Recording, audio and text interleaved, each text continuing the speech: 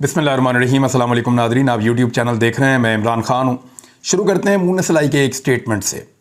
मैं आपको गाहे बगाए ये कहता रहा हूँ और बहुत सारे लोग मुझे ये कहते थे कि ये कैसे हो सकता है। मैं हमेशा ये कहता था कि चौधरी बरादरान कोई भी फ़ैसला नफ़े और नुकसान के बगैर नहीं करेंगे। उनके यहाँ पे सियासत के अंदर फ़ायदा और नुकसान तोला जाता है और इसी बुनियाद के ऊपर चौधरी बरादरान अपनी वफ़ादारी तय करते हैं। एस्टेब्लिशमेंट के ख़िलाफ़ कभी कोई फ़ैसला ये नहीं कर सकते। जब भी कभी कोई फ़ैसला करेंगे एस्टेब्लिशमेंट की मर्ज़ी से या उनकी मंशा के मुताबिक करेंगे या कम से कम उनकी इजाज़त लेकर फ़ैसला करेंगे। यानी अगर ये पार्टी दो हिस्सों में डिवाइड हुई है तो ये तय किया गया था कि क्योंकि दो लोगों से काम चल रहा था पीडीएम की जो हुकूमत थी उसको बनाने के लिए, तो दो लोगों को उधर जाने दिया गया और दो लोगों को इधर आने दिया गया। इधर आने देने की वजह यह थी कि अगर पाकिस्तान तहरीक इंसाफ की पूरे पाकिस्तान में कोई हुकूमत यानी खैबर पख्तूनख्वा के अलावा ना होती तो इससे ज़्यादा रिएक्शन पैदा होता। और इसका जो रिएक्शन है हमज़ा शहबाज के वज़ीर आला बनने के बाद पाकिस्तान की एस्टेब्लिशमेंट के ऊपर भी आ रहा था और ये एक इंतहाई भोंडा और गलत फ़ैसला था। हमज़ा शहबाज की वज़ारत आला के मामले के अंदर एस्टेब्लिशमेंट का ये फ़ैसला बहुत गैर मकबूल हो रहा था और इदारों के अंदर भी बेचैनी थी। उस बेचैनी के बाद ये महसूस किया गया कि वहाँ पे बंदा तब्दील किया जाए, लेकिन बंदा लिया गया अपना, यानी परवेज़ इलाई एस्टेब्लिशमेंट के आदमी, ये सब जानते हैं और उनके हमेशा से फ़ौज के साथ बड़े अच्छे ताल्लुकात रहे हैं। अब मुन्ना सलाई ने एक स्टेटमेंट दिया है जो स्टेटमेंट बिल्कुल एक्सपेक्ट किया जा सकता है और आने वाले दिनों में आपको और स्टेटमेंट्स भी एक्सपेक्ट करने चाहिए। इमरान खान साहब ने अगर असम्बलियाँ तहलील करनी है तो फौरी तौर पे करें। मैं आपको आज ये कह रहा हूँ, आज आप ये वीलॉग सुन रहे हैं,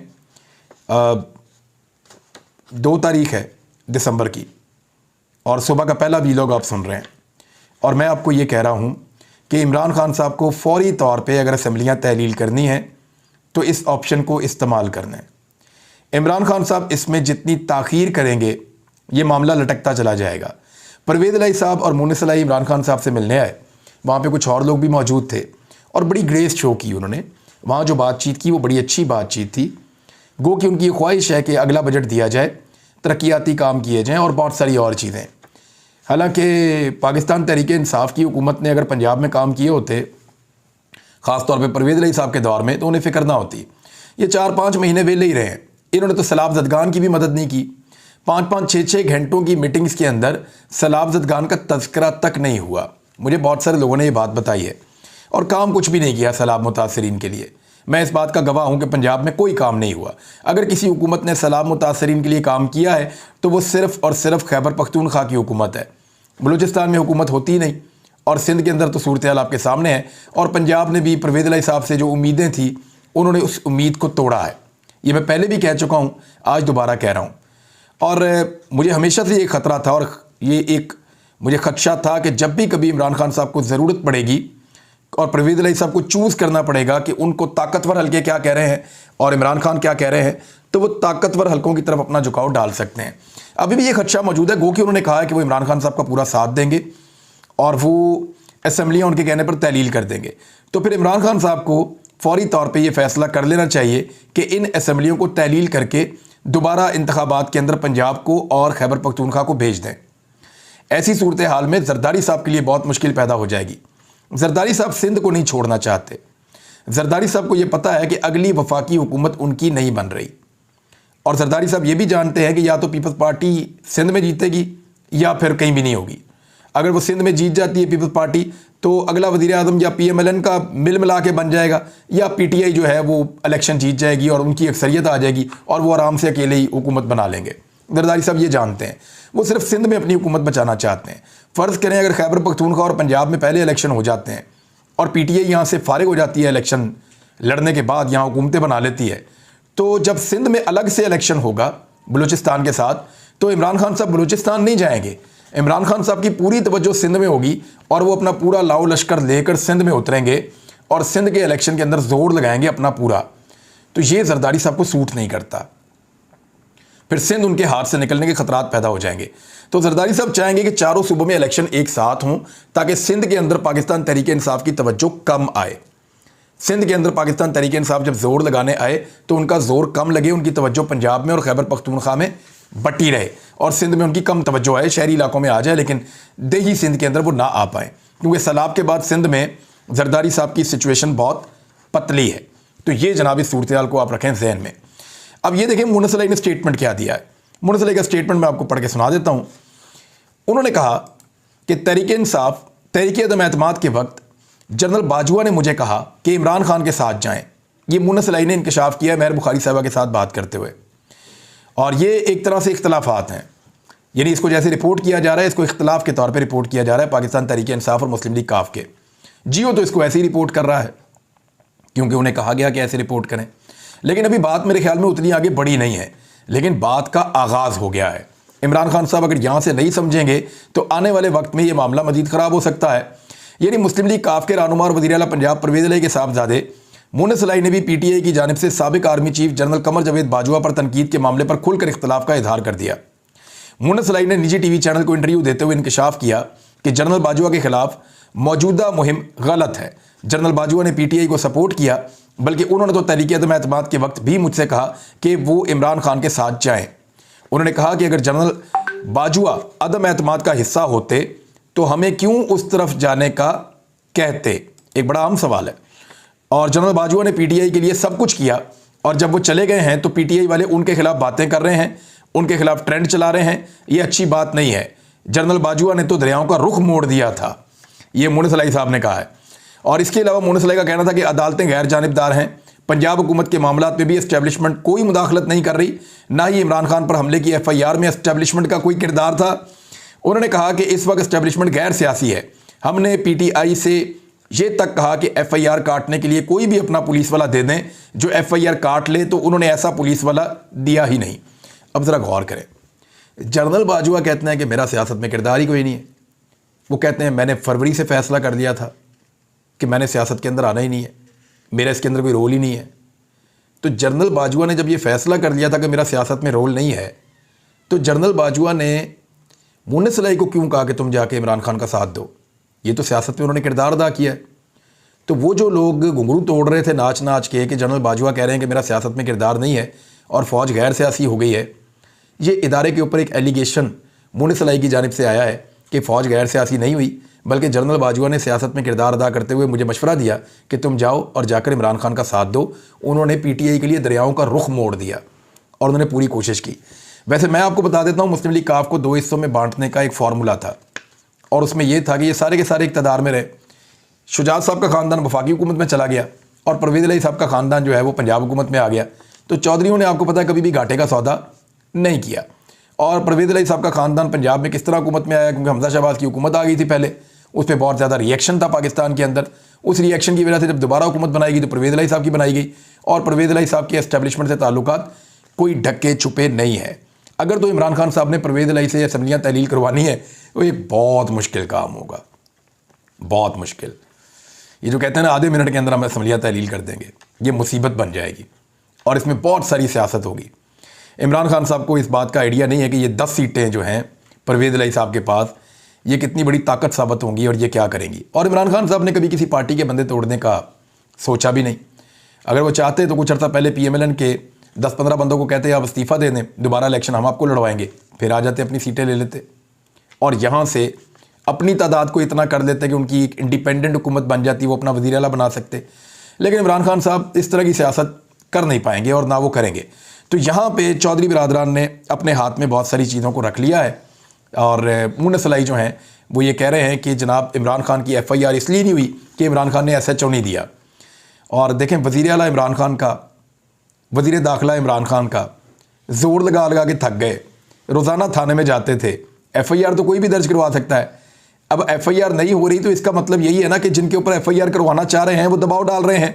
तो दबाव तो फिर एस्टेब्लिशमेंट से ही आ रहा था। अब वो कह रहे हैं जी एस्टेब्लिशमेंट का कोई किरदार नहीं है, उनकी तरफ से कोई दबाव नहीं आ रहा था, कोई भी अपना पुलिस वाला देने का हमने कहा ये हमें नहीं दे पाए। तो पूरे पंजाब में परवेज़ अली को कोई पुलिस वाला ही नहीं मिला।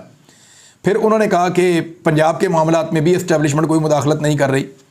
और दूसरा उन्होंने कहा कि एस्टेब्लिशमेंट बिल्कुल गैर जानिबदार है और बिल्कुल न्यूट्रल हो चुकी है और वो कोई सियासत में किरदार अदा नहीं कर रही। ये मुनस अली साहब कह रहे हैं। अब इसके बाद पाकिस्तान तहरीक इंसाफ का रिएक्शन आएगा, और जब उनका रिएक्शन आएगा तो मुनस अली में और तहरीक इंसाफ के अंदर दूरियां पैदा होंगी। तो यहाँ पे उनके पास ये वजह पैदा हो जाएगी कि जी हम फिर उधर चले जाते हैं नून लीग के साथ। या हम जरदारी के पास चले जाते हैं, वो लोग इज़्ज़त तो करते हैं, आप लोग तो इज़्ज़त नहीं कर रहे, तो फिर असम्बलियाँ तहलील नहीं होगी। तो इमरान खान साहब के लिए ये इतना आसान नहीं रहेगा। मैं आपको एक मुस्तकबिल का मंजरनामा बता रहा हूँ और पहले दिन से आपको बता रहा हूँ कि सिचुएशन उतनी आसान इमरान खान साहब के लिए पंजाब में नहीं है। अगर उतनी आसान होती और चौधरी बरादरान ने उनका साथ देना होता तो वो पहले दिन ही साथ देते, और पहले दिन साथ देने के बाद वो इमरान खान साहब को कहते हैं कि आपके पास अक्सरियत है, 180 मेंबर आपके हैं, हमारे पास सिर्फ 10 मेंबर हैं, हम आपके साथ खड़े होने के लिए तैयार हैं, आप जिसको चाहे वज़ीर आला पंजाब बना लें। और इमरान खान साहब अपना वज़ीर आला पंजाब दे देते, जिसको वो अब कहते तो वो असम्बलियाँ तहलील कर देता। लेकिन उन्होंने 10 सीटों के साथ अपना वज़ीर आला लिया। ये घाटे का नहीं, ये फ़ायदे का सौदा था जो मोहन सलाई साहब और उनके वालिद ने किया था।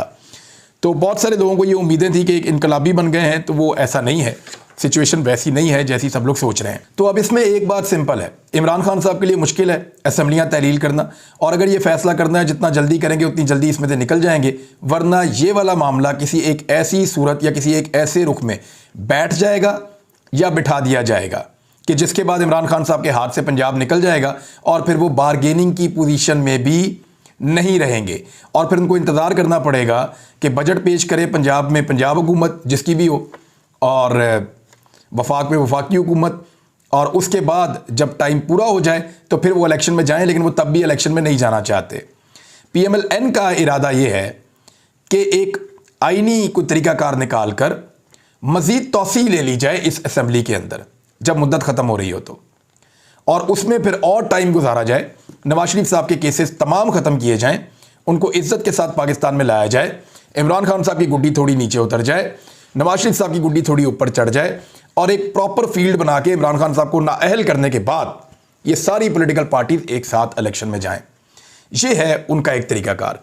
इमरान खान साहब ने अगर इसमें ताख़ीर की या देर की, या वो चौधरी फैमिली को कायल ना कर पाए और उनसे असम्बलियाँ तहलील ना करवा पाए, तो ये सिचुएशन इमरान खान साहब के हाथ से निकल जाएगी। अब मैं आपको एक खबर देने जा रहा हूँ, और ये मैं आपको वक्त से पहले बता रहा हूँ क्योंकि ये खबर हमारे पास आज से कुछ 3-4 दिन पहले आ गई थी। हम इसको कंफर्म करना चाह रहे थे, और जियो टीवी के एक प्रोग्राम में हामिद मीर ने इसको कंफर्म कर दिया एक तरह से। कैसे? हामिद मीर ने राणा सनाउल्लाह से एक सवाल पूछा, और सवाल ये पूछा कि अरशद शरीफ के कमरे की तलाशी हुई है, वहाँ से कोई चीज़ें मिली हैं ऐसी? ये सवाल फीडेड सवाल था, ये कहा गया था कि ये सवाल पूछना है। जो मेरे पास इन्फॉर्मेशन है, क्योंकि इन्फॉर्मेशन हमारे पास पहले से थी कि गेम तैयार क्या किया गया है, तो जानबूझकर ये सवाल पूछवाया गया कि अरशद शरीफ के, ये नहीं पूछा गया कि दुबई में क्या हुआ, ये नहीं पूछा गया कि मुद्दई कौन थे, ये नहीं पूछा गया कि निकलवाया किसने, यानी हज़ारों सवालात छोड़कर वो एक सवाल पूछा गया कि अरशद शरीफ के कमरे से क्या मिला, ये पता करें आप। तो उसमें राणा सनाउल्लाह ने कहा जी कुछ चीज़ें ऐसी मिली हैं जिनसे पता चलता है कि कातिल वहीं पे हैं दोनों, और वही हो सकते हैं। ये राणा सनाउल्लाह का जवाब था। ये एक सवाल और जवाब दोनों तय थे, और एक नया गंदा खेल खेला जा रहा है जिसमें यह साबित करने की कोशिश की जाएगी कि अरशद शरीफ की करैक्टर असैसिनेशन की जाएगी। मैं आपको फिर कह रहा हूं कि शहीद अरशद शरीफ, जिनसे पूरा मुल्क प्यार करता है, जिनके लिए लाखों लोग चीफ जस्टिस ऑफ पाकिस्तान को ख़त लिख रहे हैं और लगातार लिख रहे हैं, और वो खतूत सुप्रीम कोर्ट ऑफ पाकिस्तान की जानिब जा रहे हैं, लगातार जा रहे हैं, उसको मुतनाज़ बनाने की और उसकी तौहीन करने की, उसकी करैक्टर असैसिनेशन करने की कोशिश की जाएगी कि ये एक वजह थी, ये चीज़ें वहाँ से मिली हैं, इस वजह से वहाँ पे इश्तिहाल में आके तो उन लोगों ने ये कार्रवाई करवाई है, और फिर अरशद शरीफ को यूँ कत्ल किया गया है। तो ये एक पुराना वतीरा है, पुराना तरीक़ाकार है। यानी जिस भी सहाफ़ी को फेंटा लगाया जाता था, ये कहा जाता था कि लड़की के भाइयों ने मारा है। याद है ना आपको?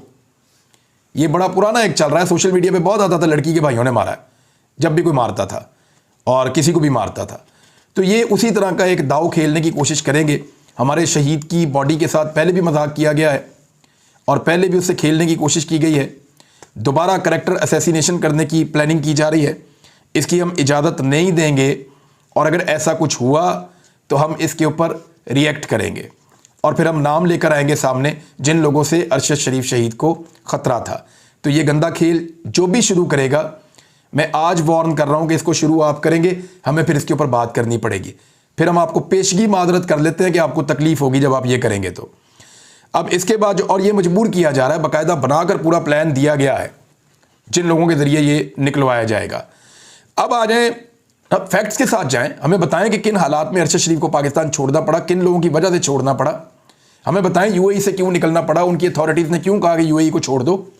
ये सारे फैक्ट्स हमारे सामने लेकर आए, मुद्दइयों को लाएं, पूछें उनसे कि उन्होंने क्यों पर्चे करवाए अरशद शरीफ पर, उनकी क्या दुश्मनी थी अरशद शरीफ से कि बागी और उसको जो है गद्दार डिक्लेयर कर दिया। अब उन सारे मुद्दइयों को तैयार करने की कोशिश की जा रही है कि तैयार किया जाए, उन्हें एक भी पेश नहीं हुआ अभी तक फैक्ट फाइंडिंग कमेटी के अंदर। बहरहाल पाकिस्तान तहरीक इंसाफ की खवातीन भी एहतजाज कर रही हैं आज़म सवाती के लिए, उसके लिए भी आवाज़ उठाना बहुत ज़रूरी है। और इस वक्त एक लो लेवल की सियासत चल रही है पाकिस्तान में, इसमें किसी और वीलॉग में बात करूंगा। अब तक के लिए इतने, अपना ख्याल रखिएगा, अपने चैनल का भी। अल्लाह हाफ़िज़।